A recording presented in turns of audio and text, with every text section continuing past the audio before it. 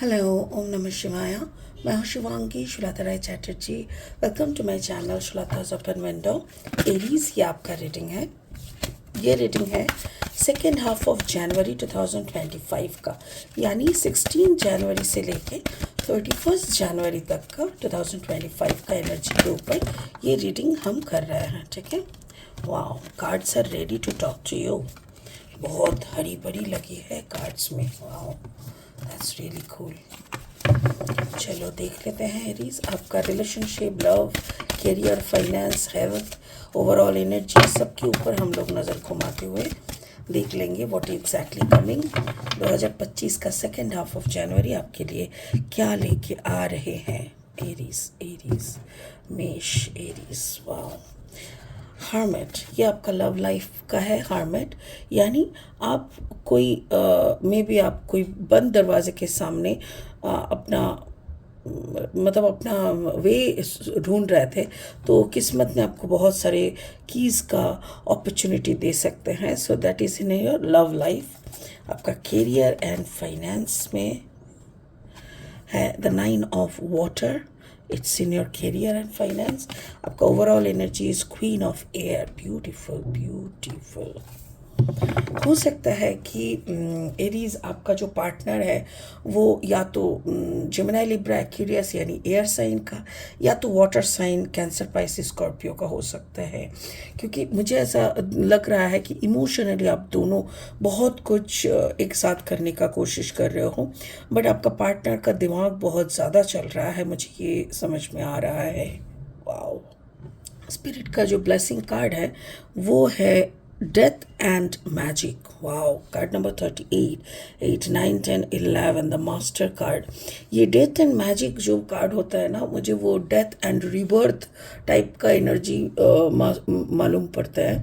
तो मतलब जो जहाँ पे आपका एनर्जी का एक एंड होना और फिर एक शुरू होना, ये मुझे ऐसा लग रहा है। ऊपर से ये भी लग रहा है कि ये इमोशनली फेमिनाइन एनर्जी में बिलोंग करते हैं। तो देखते हैं ये एनर्जी फाइनली लास्ट में इसको और अच्छे से एनालिसिस करेंगे। फिलहाल लेनोर्मैन डेक से 3 कार्ड लेके रीडिंग को आगे बढ़ाएंगे। ठीक है।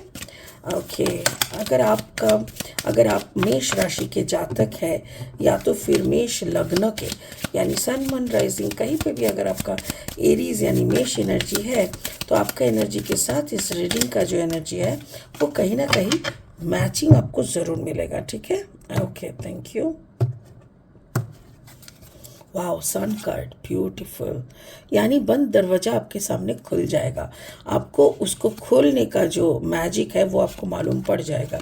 The second is the lady. Yes, जो लेडी के साथ आपका मिसअंडरस्टैंडिंग या आपका कोई बॉन्डिंग खत्म हो गया था वो शुरू होगा। Wow, that's really cool. The bear यानी नॉन बेयरेबल सिचुएशन, दिमाग के बदौलत यानी मेंटली साइकोलॉजिकली आप उसको वीन कर पाओगे, या तो आपका पार्टनर आपको हेल्प करेंगे उसमें। ओके, और 3 कार्ड लेते हैं रीडिंग को आगे बढ़ाने के लिए।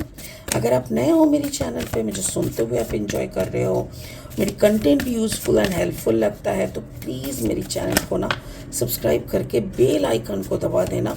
और हाँ, कंटेंट को ना एक बार शेयर ज़रूर कर देना, लाइक भी कर देना। ठीक है, जितना जल्दी हो सके, जितना ज़्यादा हो सके शेयर करना Aries. Thank you for your help and support. Okay, 7 of cups energy, beautiful. And then आपका है 2 of wands energy and again the 5 of wands energy. चलो शुरू करते हैं। एरीज, जनवरी सेकेंड हाफ आपके लिए आपकी ज़िंदगी में क्या लेके आ रहा है, प्यार से शुरू करेंगे। लव एंड रिलेशनशिप में आपका हार्मेट। हार्मेट क्या होता है ना, जैसे हम लोग, जैसे पकड़ लो कि हम एक लड़ाई लड़ रहे हैं, बहुत दिनों से लड़ रहे हैं, वे आउट नहीं मिल रहा है, कुछ भी कर लो जीत ही नहीं पा रहे हैं। तो तब ना लोग सलाह देते हैं एक काम करो, थोड़ा सा ना ब्रेक ले लो, जस्ट टेक अ ब्रेक। एक ब्रेक लेने से क्या होता है ना, दिमाग थोड़ा दिमाग में थोड़ा डिफरेंट थॉट्स आते हैं, हवा आते हैं, थोड़ा रिलैक्स हो जाता है।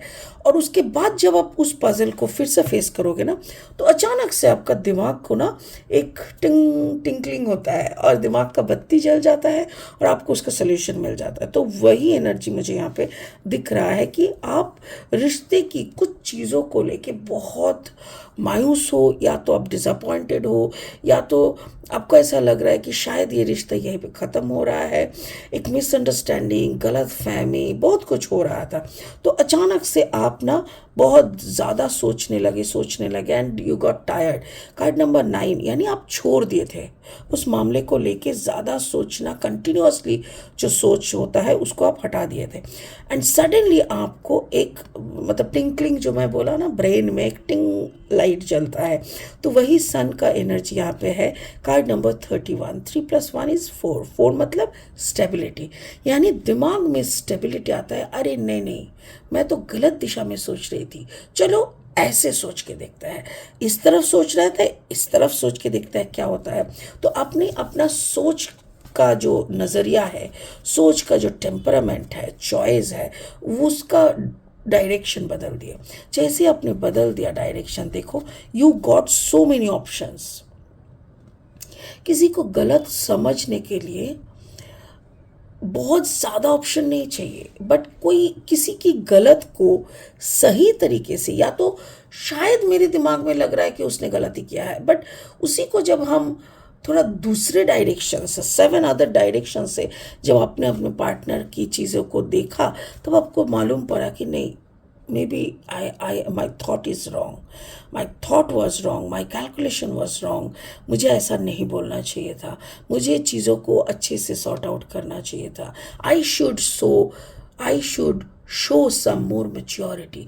ये आपके दिमाग में आया, और जैसे ही आपके दिमाग में ये सब बातें आए, आपके अंदर की वो रोशनी जग गई, the sun, the energy in you, तो वो जाग उठा। और तभी आपको लगा कि नहीं, प्यार में जो आपको लग रहा था कि सम धोखाधड़ी या ऐसा कुछ हो रहा है, वो एक्चुअली फाइनली नहीं हो रहा था।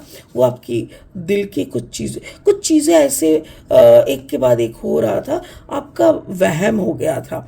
And now you are out of this things, you come to know कि नहीं नहीं, ये सब नहीं है। आप खुश हो सकते हो कि जनवरी के सेकेंड हाफ में आपके सामने इतनी ज़्यादा क्लैरिटी आ जाएंगे ना, कि आप अगर अपने पार्टनर के बारे में कुछ गलत सोच भी रहे थे, उसका पूरा उल्टा हो जाएगा। कैरियर, फाइनेंस में देखो, कैरियर में 9 ऑफ वाटर, जब क्या होता है ना, हम दिल से जब दुखी होते हैं ना, तो हमसे कुछ प्रोडक्टिव होता नहीं है, क्या करे। तो आपका दिमाग इधर पे मतलब जकड़ के बैठा था, हाँ मेरे पार्टनर ने मेरे साथ ये किया, वो किया, ये किया, यही सब सोचते सोचते क्या हो रहा था, आप अपना प्रोडक्टिविटी अपने काम की जगह पे दिखा नहीं पा रहे थे। और दिखाने नहीं पाने का रीज़न भी आपका पार्टनर था।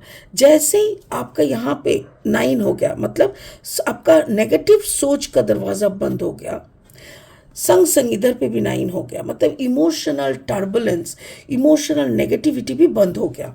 जैसे ही बंद हो गया, you got to know card number 29, 9 + 2 = 11। यहाँ पे भी 4 था एंड 7 था, तो मैंने क्या बोला, स्टेबिलिटी मिल गया दिल में। और जैसे दिल में स्टेबिलिटी मिल गया, आपका पार्टनर अगेन, आपका ही पार्टनर, आपने एक्सेप्ट कर लिया कि नहीं, मेरा ही गलती था, मेरे को अच्छे से समझना चाहिए था। आपके या आपके पार्टनर का, किसी का तो दूर जाना, यानी एक ट्रैवल दिख रहा है, मे बी इंडिया के बाहर। अगर आप इंडिया के बाहर रहते हो तो हो सकता है कि दूसरा कंटिनेंट या दूसरा कोई देश में या इंडिया में आने का कुछ दिख रहा है, क्योंकि ये जो ट्रैवल दिख रहा है, ये काम के सिलसिले में दिख रहा है। और मेरे ख्याल से ये आपके सामने बहुत सारा अबांडेंस भी लाएंगे। जैसे सपोज आप इंडिया में काम करते हो, आप और आपके पार्टनर एक साथ, और किसी का यूके में 2 महीने का प्रोजेक्ट आ गया, तो क्या होगा, 2 महीना डॉलर में पेमेंट होगा भाई, तो आपका ऑब्वियसली पैसा पेमेंट ज़्यादा आ रहा है। तो अभी आपको थोड़ा अंडरस्टैंडिंग की ज़रूरत है, थोड़ा कूल डाउन की ज़रूरत है, जो आप समझ चुके हो और उसी के अकॉर्डिंग आप काम करोगे 2025 का जनवरी का सेकेंड हाफ। क्योंकि 2000 जनवरी का सेकेंड हाफ में या तो सेकेंड हाफ के जस्ट एंड होते ही आप या तो आपके पार्टनर को फ्लाइंग करना होगा बाहर कहीं दूर दूर आपसे, तो इसीलिए उससे पहले आपको सब कुछ ठीक तरीके से समझ लेना होगा। Overall energy queen of air, आपको दिमागी स्तर पे नॉलेजेबल थॉट्स लाना पड़ेगा। आप गलत शलत नहीं सोच सकते। You should show your patience, your क्या बोलते हैं, जेंटलमैननेस या जेंटल लेडीनेस, जो भी।